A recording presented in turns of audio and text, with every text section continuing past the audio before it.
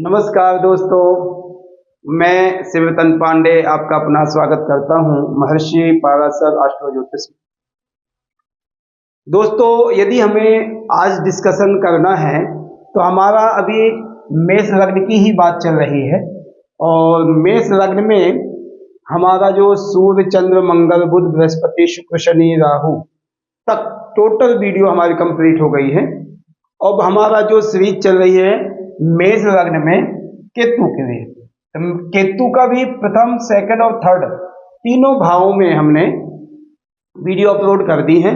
अब हमारा जो आज का चैप्टर है मेष लग्न के चतुर्थ भाव में कर्क राशि में केतु का फल। ठीक है, मेष लग्न के चतुर्थ भाव में कर्क राशि में केतु के फल। ठीक है, कर्क राशि का केतु का फल भी आप डिस्कस कह सकते हैं। कर्क राशि का केतु का फल या कर्क राशि के केतु का फल भी डिस्कस कर सकते हैं। कर्क राशि के केतु का फल। ठीक, ओके। अब हम देखते हैं चतुर्थ भाव में कौन सी राशि है, कौन सा ग्रह बैठा। तो हम कौन सी राशि है? कर्क राशि है। चतुर्थ भाव में हमारे कर्क राशि हो गई, वहां पर केतु बैठे। तो चतुर्थ भाव में जब कर्क राशि तो वहां के स्वामी क्या हमारे चंद्रमा, चतुर्थेश चंद्रमा हो गए। ठीक, अब दृष्टि की यदि बात करें, दृष्टि की पंचम सप्तम नवम दृष्टि होगी। ठीक है, तो 1 2 3 4 5 पंचम दृष्टि अष्टम भाव को हो जाएगी, सप्तम दृष्टि दसम भाव को हो जाएगी और नवम दृष्टि जो हो जाएगी हमारे द्वादश भाव को। ठीक है, पंचम सप्तम और नवम दृष्टि जो हमारी केतु की दृष्टि पड़ेगी वो 8वें भाव को, दसम भाव को और द्वादश भाव को, ये हमारी दृष्टि आज की पढ़नी है। अब कर्क राशि बनती कैसे, किन नक्षत्रों से बनती है? तो कहते हैं पुनर्वसु पादमेकम पुष्य आश्लेषांतंकर्कः। यदि पुनर्वसु नक्षत्र का एक चरण, पुष्य और आश्लेषा के 4 चरण से 9 चरण हमारे बनते हैं, जिससे हमारी कर्क राशि बनती है। ठीक, ओके। अब एक चरण का कितना मान है? 3 अंश और 20 कला। तो यानी पुनर्वसु नक्षत्र में यदि केतु होंगे तो 3 अंश तक रहेंगे। वहां के स्वामी हमारे क्या है? बृहस्पति देवता। ठीक है, अब यदि पुष्य नक्षत्र में केतु होंगे तो कहां तक मान होगा उसका? 16 अंश 40 कला तक। यदि केतु कर्क राशि में पुष्य नक्षत्र में है तो 16-40 अंश तक उसका मान होगा और पुष्य नक्षत्र के स्वामी हमारे शनि देवता हो गए। ठीक, अब आश्लेषा नक्षत्र की यदि बात करें तो केतु यदि आश्लेषा नक्षत्र में होंगे उसके भी 4 चरण होते हैं। तो 4 चरण का मतलब क्या है? 16-40 से लेकर के 30 अंश तक। यानी श्लेषा नक्षत्र में यदि केतु हैं तो 16-40 से लेकर 30 अंश तक केतु वहां पर विराजमान होंगे तो वो श्लेषा नक्षत्र में होंगे। ये हमें जजमेंट इतना हमें पता होना चाहिए। तो वहां के श्लेषा के स्वामी क्या है? बुध है। ठीक, चतुर्थ भाव के कारक कौन सा ग्रह है? चतुर्थ भाव का कारक हमारे चंद्रमा है। चतुर्थ भाव का कारक हमारा चंद्रमा है। ठीक है, उच्च राशि और नीच राशि। उच्च राशि धनु है, नीच राशि मिथुन है। और केतु की विशेष कर यदि हम अपनी खुद की स्वराशि का विधान और ग्रंथों में नहीं दिया गया है, कोई कुछ कहता कोई कुछ कहता, वो मैं विश्लेषण नहीं किया। ठीक है, मतभेद हो जाता उसमें थोड़ा सा। राहु केतु की प्रॉपर एक राशि कोई भी नहीं है। ठीक है, तो उस कारण से अब मैं ये डिस्कशन आपसे करूंगा कि जब चतुर्थ भाव में केतु है तो केतु और चंद्रमा क्या मित्र हैं?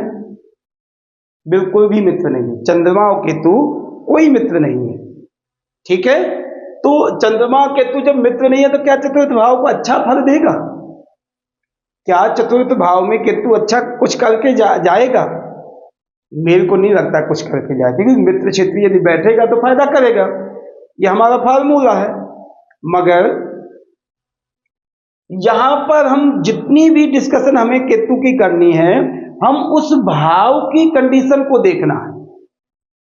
उस भाव की कंडीशन को देखना। और एक एग्जाम्पल ये भी देखना आप, केतु के साथ यदि बृहस्पति आदि बैठ जाते तो कुछ पावरफुल हो जाते हैं, यदि चंद्रमा बन जाते तो ग्रहण योग बना देता है, नुकसान करेगा आपको। ठीक है, यदि चंद्रमा केतु यही बैठे चतुर्थ भाव में तो वो खराब करेंगे। इस कारण से चंद्रमा अदर और किसी राशि में बैठे हो तो पावरफुल बन जाएगा, साथ में बैठने से वहां पर नुकसान करेगा। वैसे हम क्या कहते हैं कि केतु जिस राशि में जिस ग्रह के साथ बैठता है उसका फल देता है, मगर कुछ यदि शत्रु क्षेत्रीय ग्रह हैं जैसे सूर्य है, चंद्र है, मंगल है, इनके साथ कंफर्टेबल उतना नहीं है, वो अपना इफेक्ट देने की कोशिश करने लग जाता है। मित्र के साथ बैठने पर उसका मित्रता अच्छी निभाने की कोशिश करता है। ये फार्मूला है, ये हमें समझना चाहिए।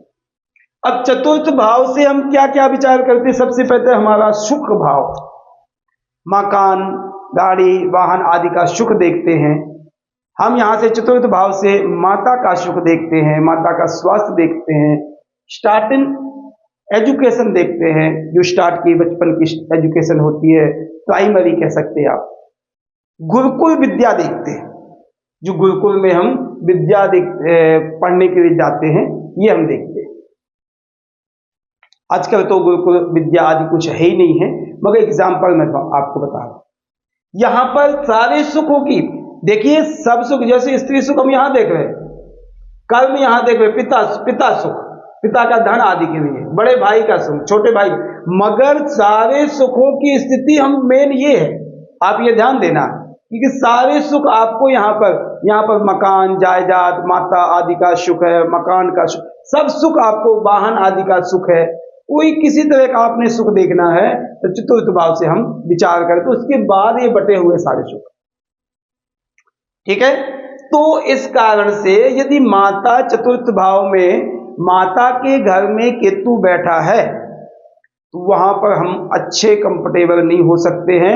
यहां पर माता के स्वास्थ्य को खराब करेगा, माता की स्वास्थ्य को तो खराब करेगा, माता के और पुत्र या पुत्री के रिलेशनशिप को खराब करेगा। विचारों में थोड़ा बहुत मतभेद आएगा, मन में विकार पैदा, विचारों में आवे ना आवे, मन में विकार पैदा करता है। ऐसी कोई असमंजस बैठ जाएगी कि माता के मन में ही कोई ऐसे आप काम कर बैठोगे जिससे माता के मन में विकार पैदा।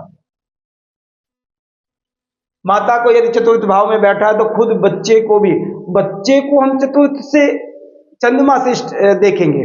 यदि बाई चांस चंद्रमा छठे या 8 में बैठ गया या 12 में चला गया तो ये पक्का आपको ध्यान देना है कि खुद भी बीमार रहेगा, क्योंकि राशि का स्वामी, और माता का स्वास्थ्य भी खराब करेगा, माता की हेल्थ को भी यहाँ पर खराब करने की कोशिश करेगा, ऑलमोस्ट होगी।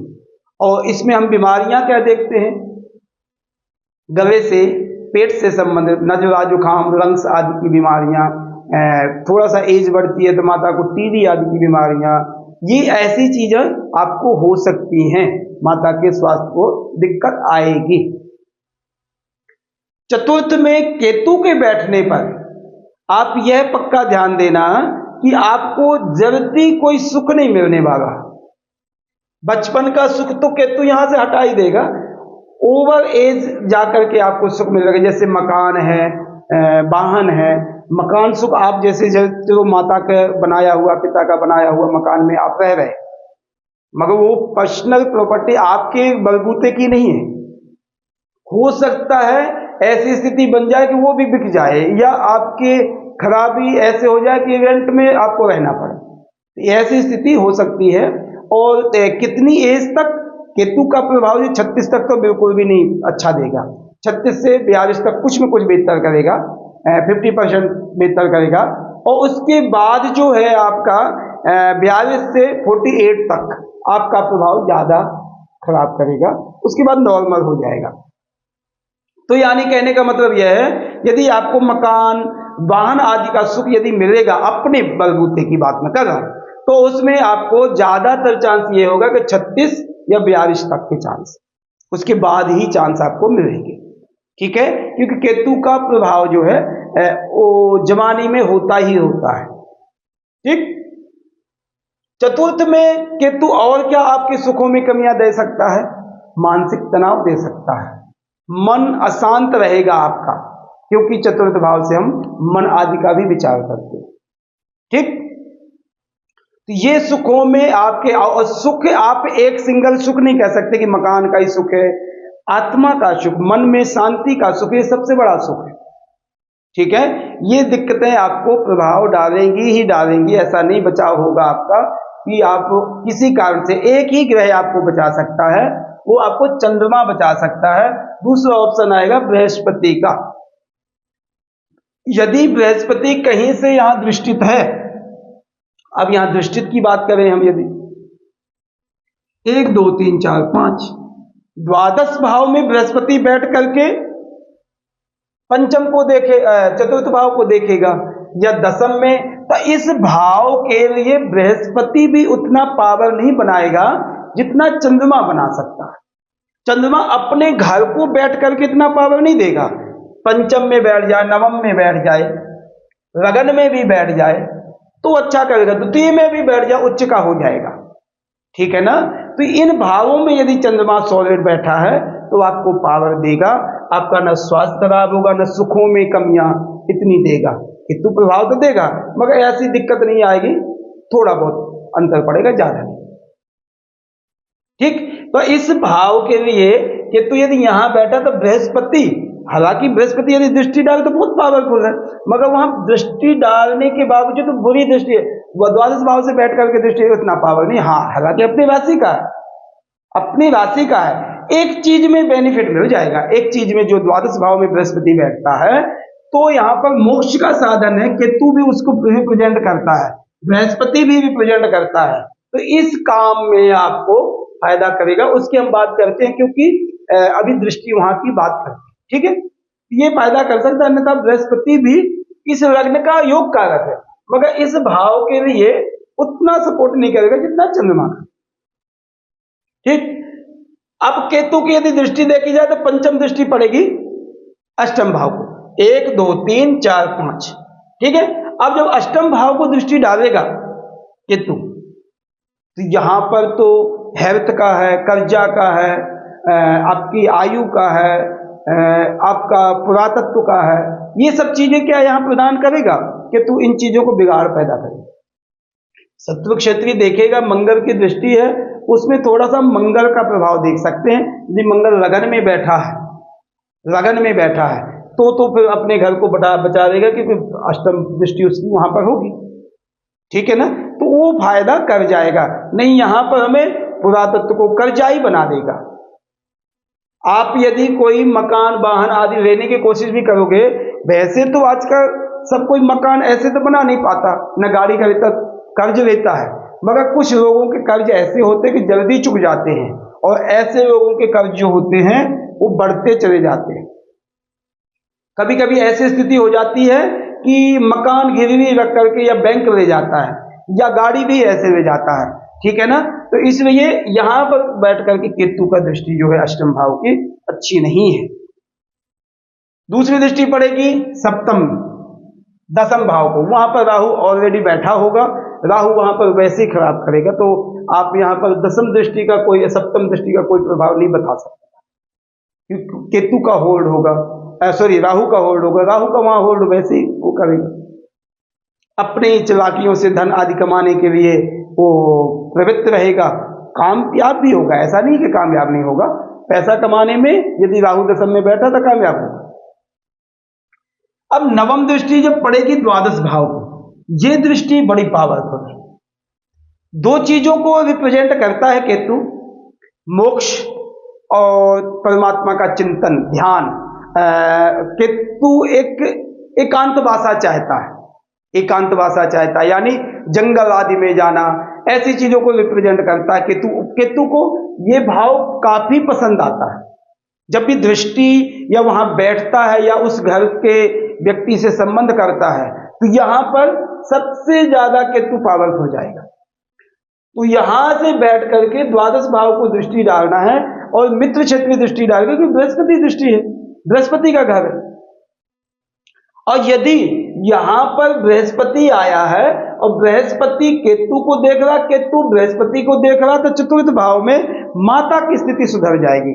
माता स्वास्थ्य चाहे थोड़ा बहुत खराब कर जाए, मगर माता के जो चिंतन होगा वो दान पुण्य कर्म आदि पाठ पूजा आदि मोक्ष का साधन बनाने के लिए ये योग बहुत बेस्ट रहेगा केतु के लिए। यहां पर आप ये भी नहीं कह सकते कि केतु यहां पर दृष्टि डालेगा तो जेल जाएगा या बीमारियों से ज्यादा ग्रसित हो जाएगा।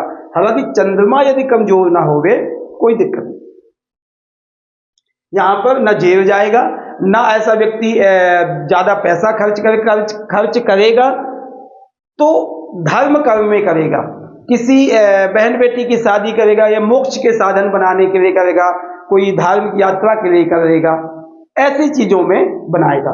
अब यहां से हम लंबी यात्रा देखते हैं। लंबी यात्रा देखने के बावजूद आप केतु को यह कह सकते हैं कि जाएगा तो कोई तीर्थ यात्राओं में जाएगा, भेजेगा, और डीप रिसर्च करने के लिए भेजेगा, डीप सोचने के लिए भेजेगा। वहां पर यदि जाएगा तो ऐसे घूम फिर के नहीं आए। एग्जाम्पल, यदि राहु की दृष्टि पड़ेगी तो वो एक पिकनिक मना के आ जाएगा। केतु ऐसा नहीं करने देगा। केतु जो जाएगा तो वो अपने चिंतन में ही लगा रह जाएगा और पूरा एंजॉय करके आएगा। ठीक है, तो ऐसे व्यक्ति को द्वादश भाव की जो दृष्टि है केतु की, यह दृष्टि बहुत बेस्ट दृष्टि है, मित्र क्षेत्री है, और उसको वो घर बहुत पसंद है कि मोक्ष का साधन भी है, व्यय आदि इतना नहीं कराएगा, सीमित कराएगा, और उस एंगल से नहीं कराएगा जिस एंगल से हमें चाहिए, साधारण करेगा। ठीक है, तो ये दृष्टि में पंचम सप्तम नवम दृष्टि सबसे बेस्ट केतु की। इसमें यदि इस भाव को हम आगे पर देखेंगे तो चंद्रमा यदि छठे आठ में बैठा है नुकसान करेगा, फिर इस भाव को टोटली खराब करेगा। केतु वहां पर झंडा गाड़ देगा, वो फायदा कर जाएगा। ठीक है, अब हम नक्षत्रों की बात करें यदि, तो पुनर्वसु नक्षत्र जो है केतु का 3:20 तक है। वहां का स्वामी कौन है? बृहस्पति है। वहां के स्वामी बृहस्पति, मित्र क्षेत्री बृहस्पति है। पुनर्वसु नक्षत्र जो है ऐसे व्यक्ति को फायदा करेगा। बृहस्पति ऑलरेडी यदि कुछ थोड़ा भी बेहतर है तो फायदा करेगा, और चतुर्थ का जो फल है काफी कंफर्टेबल बेहतर रहेगा।